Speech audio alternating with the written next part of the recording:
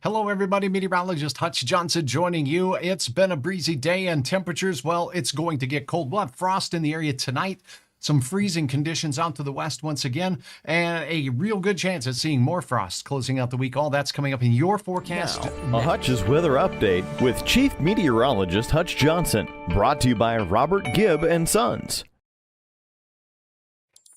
All right, I have a quick note from my friends at Robert Gibb and Sons. You know what? I want you to keep them in mind whether you have residential, commercial, or industrial projects, because Robert Gibb and Sons has been in service for 100 years, and they use the best technicians and the best equipment available to get the job done and get the job done right the first time. All right, let's a Hutch's weather update with Chief Meteorologist Hutch Johnson, brought to you by Robert Gibb. All right, here's what we need to know in our forecast as we head into our evening tonight and glide into Thursday. We have some cold air on the doorstep once again. Has not been a hot day, a little on the breezy side, and here is a look at your hour-by-hour forecast. Now, where you see these blue colors here, that's the cool air. A few clouds. Now, clouds, I turn these on because these puppies can help to blanket in the warmth. So what cools us off at night is the Earth radiating energy and the atmosphere radiating energy out to space. And clouds are like a blanket, and they keep that radiation from escaping. So they will be important, but unfortunately, we're not going to see many of them.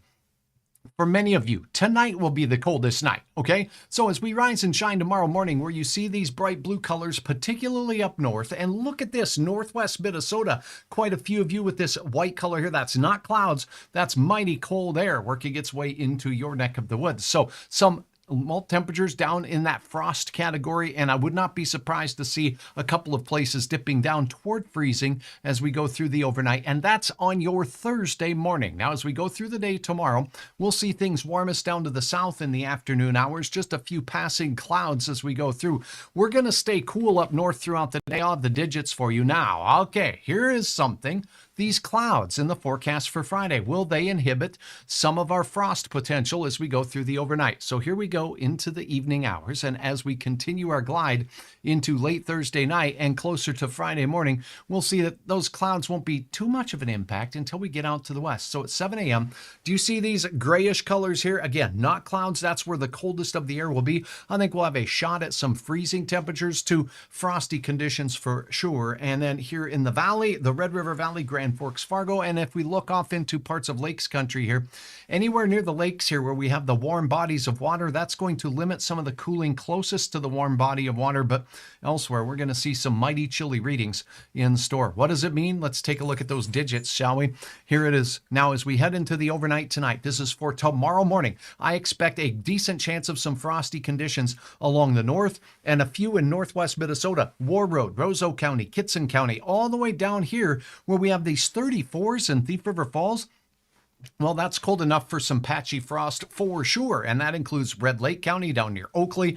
Also, portions up there in the Grigla area in Marshall County as we go through. Here in the FM area, temperatures are going to be cool again, and we'll be slipping down into the upper 30s as we go through the overnight. And that means some spots could see some patchy frost as well.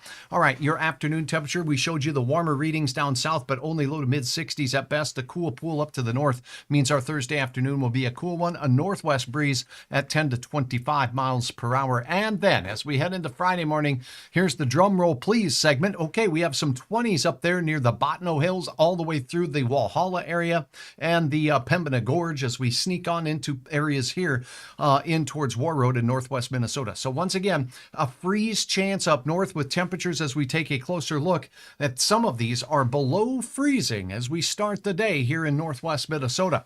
The Red River Valley, well, it looks like another night with temperatures that'll sneak down into those upper 30s out there, and that's the forecast I've had since the beginning of the week for our area. So a chilly way to start the day on your Friday as well. Now, here's the planning forecast, and we'll get to some awesome pictures that you've uploaded. We'll talk a little bit more about the cold weather stretch, but essentially, look at these highs only in the 60s. Thursday morning in Fargo, it looks like temperatures will be on the cool side. Friday morning, I'm going closer to 40 degrees here in Fargo, and it does look like we'll see some pockets in and around the area here that get into those upper 30s out there. So there is going to be a chance of some frost in Fargo, but a better chance outside of town. As you go into Saturday and Sunday, a big change takes place. South winds and a cool front makes its way through. That will warm temperatures up into the mid 70s for many. But out to the west, you'll already be cooling in central parts of North Dakota. So if you're in the Devil's Lake Basin, it will be significantly cooler. That's going to bring a cooling trend and another chance for some frosty weather in the area as we head into the start of next week on Monday, 37 degrees. After that, we'll start to see just a little bit of a rebound with 2 days in a row with some near 70-degree readings, and that's well above average for this time of the year. So bottom line is, as we head into the next few days, there'll be a couple of chances for some frost in the forecast. And coming up on tonight's update, I'm going to have an update on the extended long range forecast as we take a look at some of the cool pools that will be dashing in and about our area as we go through the forecast period. And again, a reminder for those of you who have kids who might be interested in helping old Hutch do a little bit of weather. Well, I've got news for you. It's Hutch's Weather Kid. And I've got to tell you, I'm very excited about doing weather with any kids that have an interest in learning more about the weather or talking about the weather or presenting it. Well, you can sign up at Luther Family Ford at I-29 in the 32nd Avenue exit out there, or log in to hutchesweather.com/weatherkid and update on when the first one will be, because we've got some kids signed up already. So if you've signed up, don't worry about it. We've got you covered, and we'll be starting very, very soon. Hutch's Weather Kid, I'd love to see you there. All right, let's see if we have any questions regarding what we've covered so far. And thanks again for watching Hutch's Weather. Oh, Paula says, worried about the house plants. Lynn says from Moorhead, hello. Brought the house plants inside, says Paula. If you've got some tender ones, not a bad idea out there as well. Watching from Lake Brunson, Tracy, thank you very, very much. And again, if you have those tender flowers, you might want to give them a little bit of a break. And in some areas, it may be chilly enough with temperatures down in the upper 20s for even over a couple of hours. Those garden hoses can freeze. So that's another thing to kind of keep in mind as you go through. Nathan, good to have you on board as well. And thanks for all of your support over the last several months as Hutch's Weather continues to shine. Speaking of shining, I couldn't do it without your help, passing the good word and also sharing what you see in your area, and take pictures on your cell phones and videos of the weather. Check out this dandy out here. As we've had gorgeous colors starting to really make their way across the area, we've also seen, well, Mother Nature at work. Check this out in Fort Ransom.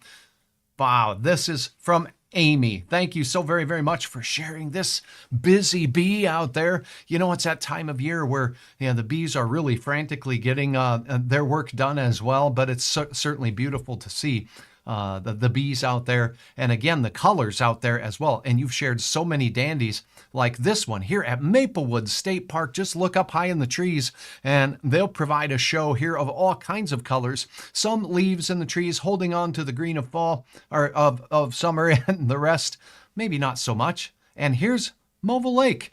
Mobile Lake, as we take a look out there at some colors starting to blend in with the fall colors and the reflection off a stunning lake shore. Again, if you're out and about, make sure you head to Hutch's Weather. You can check out the color report from the Minnesota Department of Natural Resources right on hutchesweather.com. And make sure you sign up to be a weather kid and share your stories of outdoor adventures as we go through the weekend ahead. I'll be sharing those with you. You can follow me on Facebook. That really helps. If you're watching on YouTube, hit the subscribe button, or anytime, no matter where you're there, head over to hutchesweather.com for your latest forecast update. And until next time, have a wonderful Wednesday.